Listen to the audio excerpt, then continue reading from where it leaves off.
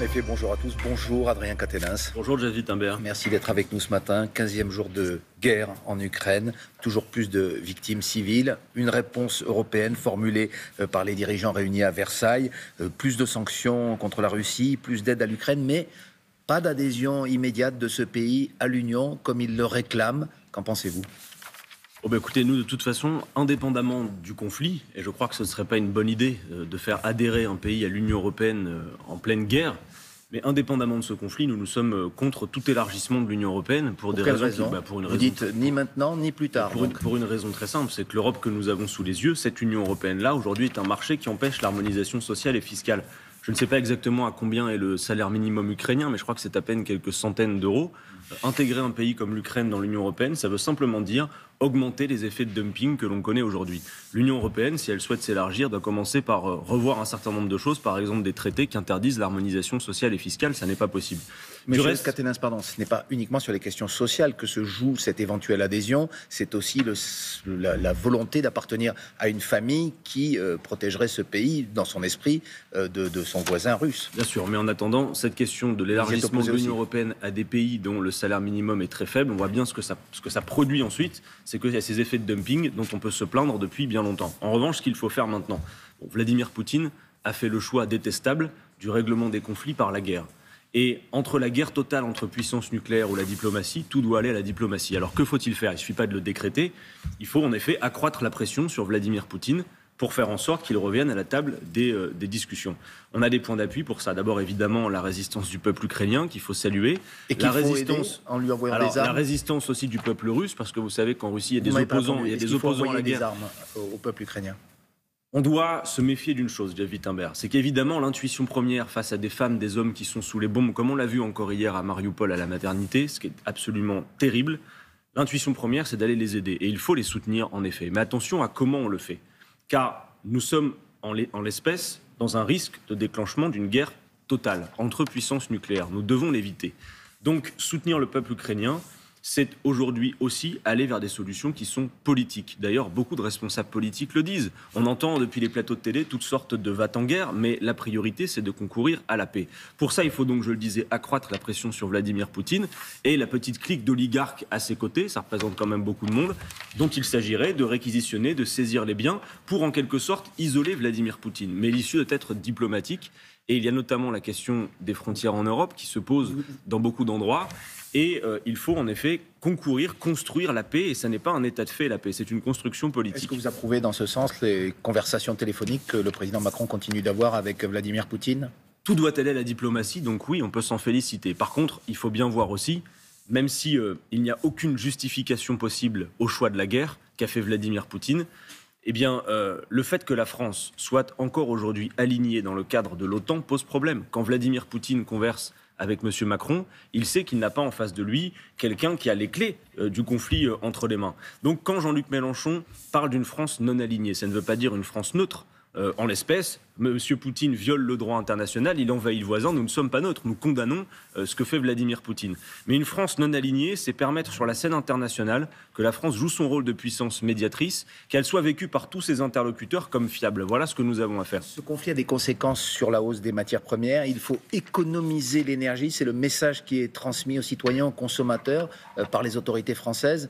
Est-ce que vous êtes d'accord ? Est-ce qu'effectivement, dans cette période, il faut faire attention ? Jeff Wittenberg, de toute façon, qu'il faille aller vers une forme de sobriété pour faire les transitions énergétiques que nous avons à faire, il le faudrait. Non mais attendez, moi j'entends des responsables politiques dire qu'il vaut mieux grelotter un peu chez soi plutôt que de trembler face à Vladimir Poutine, de dire que face à la montée des prix du gaz, il faudrait simplement baisser le chauffage. Il faut vraiment être né avec une cuillère d'argent dans la bouche pour tenir ce genre de discours et n'avoir jamais précisément grelotté. Jeff Wittenberg, il y a 12 millions de personnes en France qui vivent dans les passoires thermiques. Donc comment il faut la faire, précarité énergétique. Il ne faut pas baisser le chauffage, il faut baisser le prix du chauffage. Il faut bloquer. Il faut bloquer les prix. Voilà. Il faut dire que si on laisse le marché faire, on va à un chaos indescriptible. C'est valable pour le prix du gasoil, c'est valable pour le prix du gaz. Vous savez, on peut bloquer les prix. C'est pas une mesure exotique. Bloquer les prix, c'était possible jusqu'au milieu des années 80, on l'a fait, les prix étaient régulés, et à l'heure où on se parle, Jeff Wittenberg, dans les Outre-mer, par exemple à La Réunion, le préfet a le droit de bloquer 153 produits. Ce qu'on peut faire en prix de outre-mer, on produits. peut le faire sur tout le territoire. Évidemment. Et là-bas, vous savez, c'est même un conseil citoyen qui décide de quels sont les prix sur lesquels il faut bloquer. Alors pour Jean-Luc Mélenchon, c'est clair. Si nous arrivons au pouvoir le mois prochain, nous allons bloquer les prix des produits de première nécessité. C'est une mesure d'urgence. Alors par exemple les carburants, parce qu'aujourd'hui quand vous avez des carburants qui atteignent plus de 2 € le litre à la pompe, avec le niveau d'inflation qu'on voit, et donc avec vous, on ça va se retrouver peut-être peut-être. 2 €. Nous on souhaite le rebloquer au niveau auquel on était au moment où on le disait, c'était 1,40. C'est en revenir à si vous étiez 1,40. aujourd'hui aux affaires, oui, le carburant mais il faut assumer de le faire, et 1,40 €. par le code du commerce, c'est par ailleurs facile à faire. Il faut dire que ce n'est pas le marché qui va continuer à décider des prix dans ce contexte. C'est valable pour le carburant, c'est valable pour les prix de l'énergie, c'est valable aussi pour un certain nombre de prix alimentaires. Par exemple, Jean-Luc Mélenchon a proposé qu'on bloque les produits de 5 fruits et légumes, dont on dit aux Français tous les jours qu'ils doivent les manger pour prendre soin d'eux.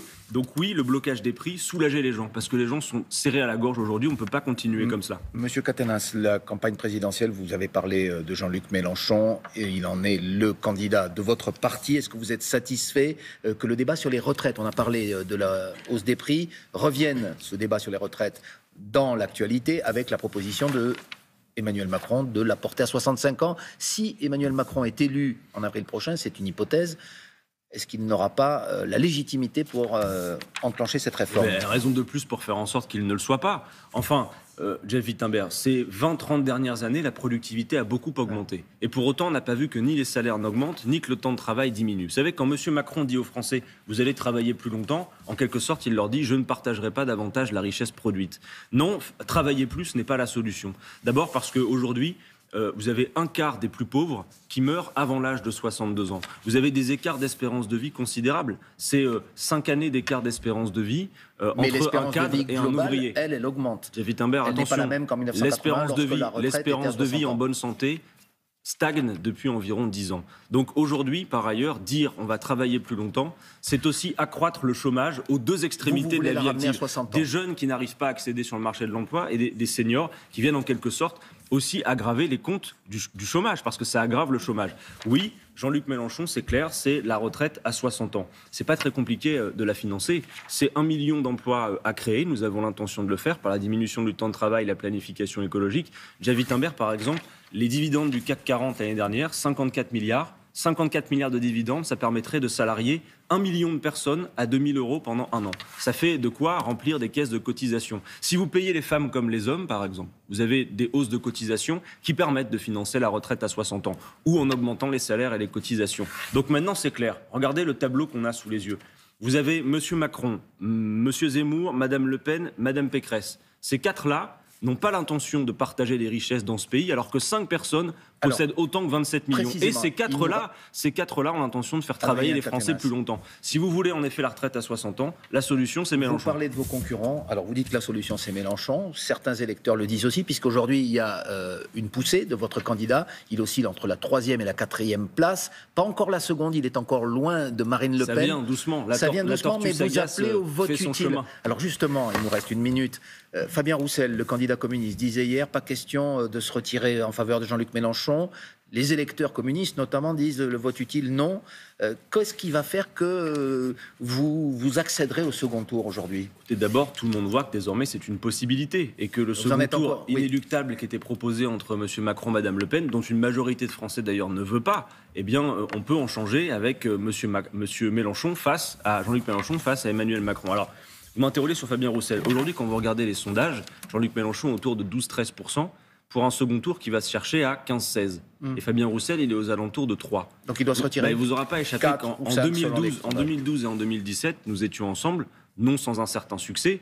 Je me souviens d'avoir discuté avec Fabien Roussel qui me disait j'irai jusqu'au bout, sauf si l'un d'entre nous est capable de se qualifier au second tour, ce qui méritera d'y réfléchir. Je lui dis ce matin, il est peut-être temps qu'on y réfléchisse, parce qu'en effet, il s'agit de changer la vie des gens. Si Jean-Luc Mélenchon est qualifié au second tour dans quelques jours, ce sera un événement énorme. Et par ailleurs, au-delà de la victoire possible, qui doit donc mobiliser des électeurs qui aujourd'hui hésitent, oscillent entre l'abstention, l'hésitation. Il faut aller voter. Donc vous redemandez ce matin, Fabien Roussel. Mais ce que je dis, c'est que déjà rien que la qualification au second tour de Jean-Luc Mélenchon apporterait une vraie salubrité au débat. On aurait alors une vraie confrontation d'idées entre M. Macron et M. Mélenchon et autre chose que les obsessions de l'extrême droite. Donc je donne juste 2 rendez-vous, Jeff Wittenberg. Oui, ce samedi 12 mars, nous allons procéder au chiffrage complet du programme, nous allons le présenter. Et puis pour toutes celles et ceux qui veulent qualifier Jean-Luc Mélenchon au second tour de la présidentielle, rendez-vous le 20 mars à Paris, entre Bastille et République. Merci beaucoup, Adrien Caténas. Merci de m'avoir invité. Responsable de la France Insoumise et porte-parole de Jean-Luc Mélenchon. La tortue sagace qui fait son chemin, avez-vous dit. Merci beaucoup à tous les deux.